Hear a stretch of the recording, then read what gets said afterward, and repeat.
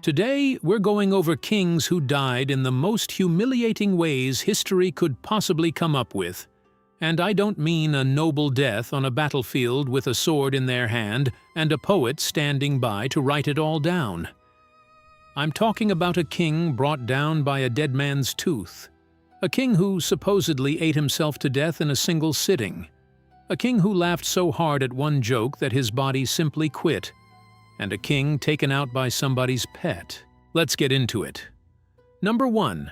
Sigurd the Mighty, the warlord killed by a man he had already beaten.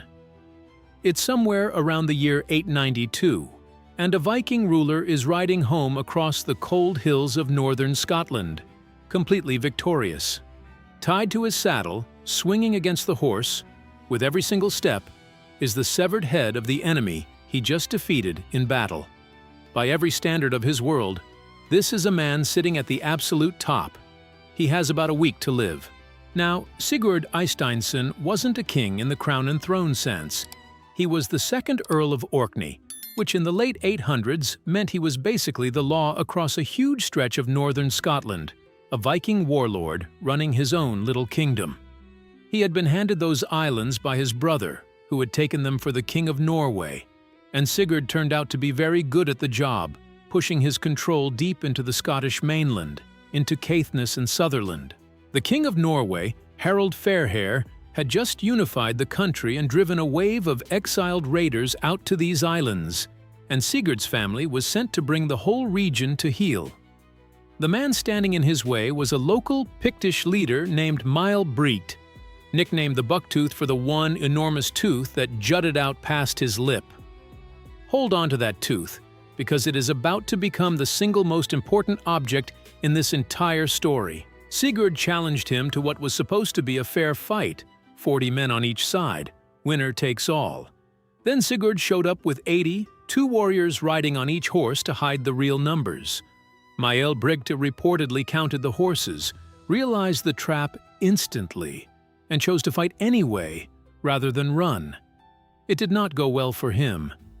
Sigurd won easily, cut off Mael Brigte's head, and strapped it to his saddle as a trophy for the ride home.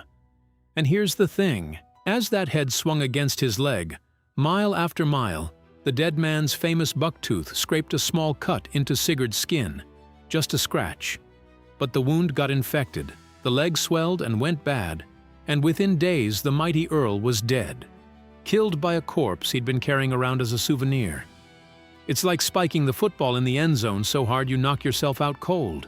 Now, our main source for this is the Orkneyinga saga, which was only written down around 300 years after the fact, so it sits somewhere between history and legend. But Sigurd was a real ruler. They buried him in a mound still called Sigurd's How, and his son inherited the earldom only to die within months and plunge the islands into chaos. He cheated his way through a fair fight, and the man he cheated still got the last bite. Number 2. Adolf Frederick of Sweden, the king who ate himself to death. Allegedly, it's the evening of February 12, 1771 in Stockholm, and it's Fat Tuesday, the last enormous feast before the fasting of Lent begins. So the King of Sweden sits down to dinner with the appetite of a man who has heard all about Lent and personally decided to defeat it. This is his last supper, and he goes all in. First comes the savory part of the evening. Lobster, caviar, sauerkraut, smoked herring, all of it washed down with glass after glass of champagne. Then his favorite thing in the entire world arrives at the table, a sweet cream-filled bun called semla, served soaking in a bowl of hot milk. He has one, then he has another. And the king does not stop eating until he has put away 14 of them. We actually have that menu because a court poet wrote it down in his diary afterward, which is a big part of why the number 14 has followed this man around for 2.5 centuries. Within hours, his stomach seizes up in agony, and by the end of the night, the king is dead at the age of 60. Now on paper, this was one of the most connected men in Europe. He was the uncle of Catherine the Great of Russia and the brother-in-law of Frederick the Great of Prussia, related to half the powerful people of the century. But his actual reign was famously toothless. Sweden was in its so-called Age of Liberty, where the parliament made every real decision and the king mostly signed whatever he was handed. His great personal passion in life was woodworking, specifically carving little snuff boxes, which tells you roughly how much of a threat he was to anyone. So when the most dramatic thing your reign produces is the way it ended is what sticks. The official cause of death was a stroke, and to be fair to the buns, he had been in poor health for years. But here's where it gets interesting.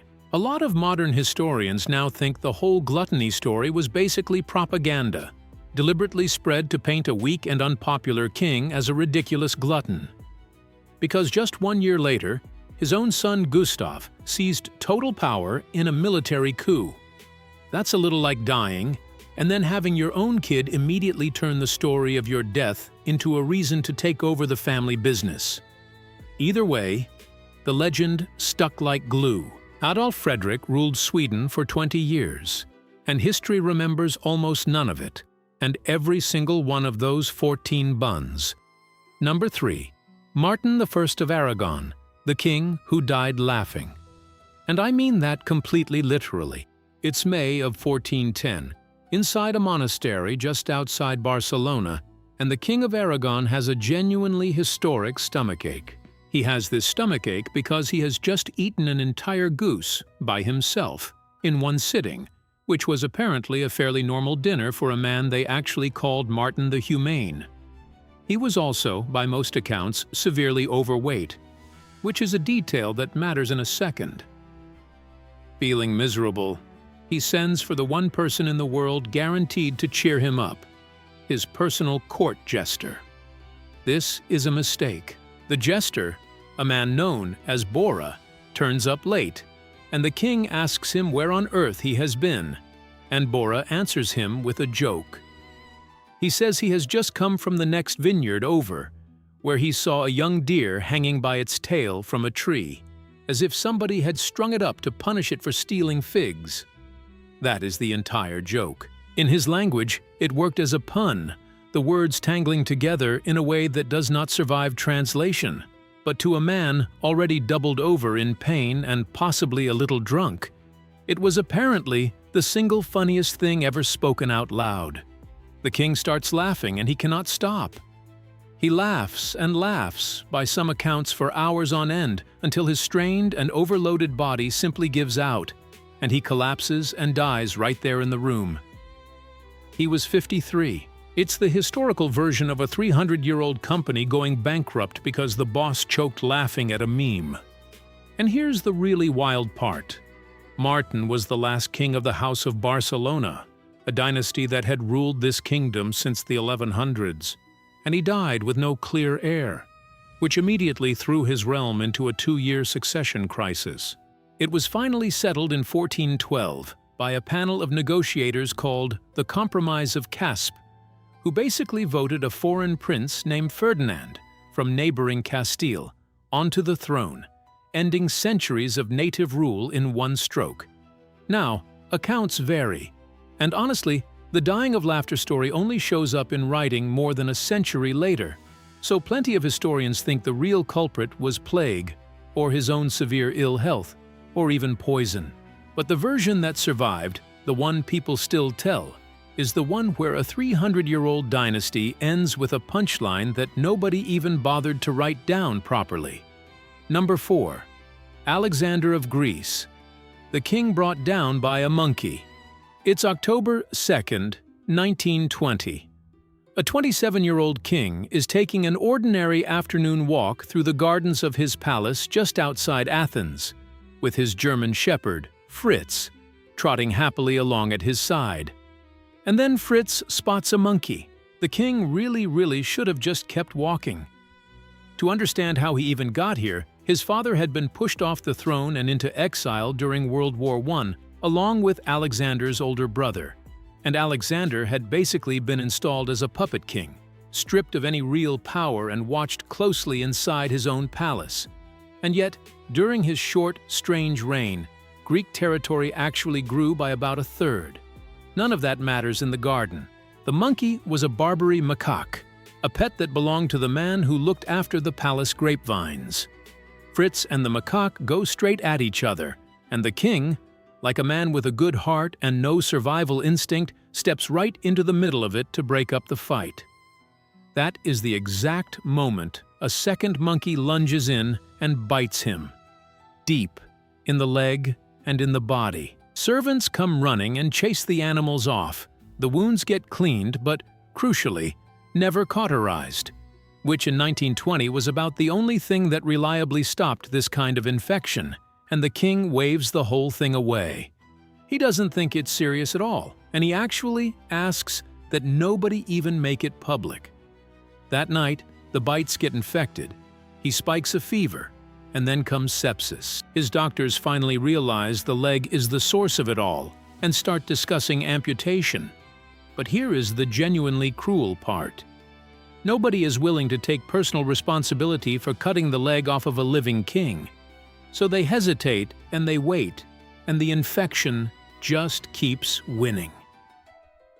In his final days, the young king becomes delirious and starts crying out for his mother. She's living in exile, and the Greek government flatly refuses to let her back into the country to sit with her own dying son. On October 25th, 3 weeks after a monkey bit him in a garden, the 27-year-old king is dead. But here's the part that actually matters. His death set off a succession crisis that brought his exiled father back to the throne, a return that was actually endorsed by the public in a national vote, and that restored king then dragged Greece deeper into a brutal war with Turkey that collapsed into what Greeks still call the Asia Minor disaster. Winston Churchill summed the whole thing up years later, writing that it was no exaggeration to say that 250,000 people died because of this one monkey's bite. So, there you have it. 4 kings, 4 deaths, that history was simply never going to let them live down. Sigurd the Mighty cheated his way to victory and got killed by the loser's tooth. Adolf Frederick of Sweden met his end at the bottom of his 14th dessert. Martin of Aragon spent his final living moments laughing at a joke about a deer and some stolen figs. And Alexander of Greece survived an entire world war only to lose to a household pet. These were men who spent their whole lives obsessed with how they would be remembered. They built monuments. They commissioned grand portraits where they looked noble and powerful and eternal. And history looked at every bit of it, shrugged, and decided to remember the tooth, the buns, the joke, and the monkey instead. Which really just makes you wonder which single ridiculous detail is the one they'll end up keeping about the rest of us.